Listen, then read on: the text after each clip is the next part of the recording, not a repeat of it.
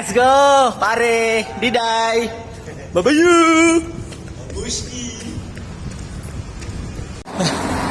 Turning point. 2.78.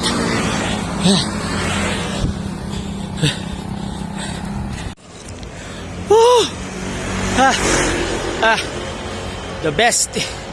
The best did kayo na mano ko Strava 5.01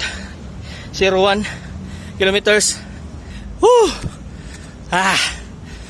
Wala na ako ipakita sa inyo ang pag-exercise mga maminser kay same stepping lamang yapon. Kalami. Rest day na nato ugma mga maminser until Saturday. Then pagka Sunday bakbaka na.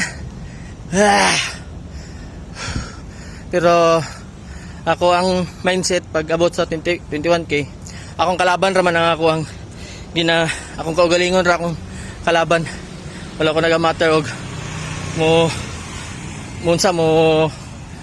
basta kay mo kuan ako mo finish moro na akong aim.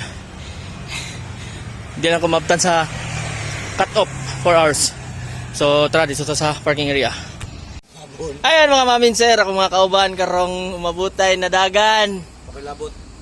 Kini si sa 7-Eleven pare Ronald Balong og si Boss Master Spectrum. sa Dash Spectrum Dash 21 daw. Sulayan ang mga maminser. So mga pare, Nauna rin kadagkuhan eh.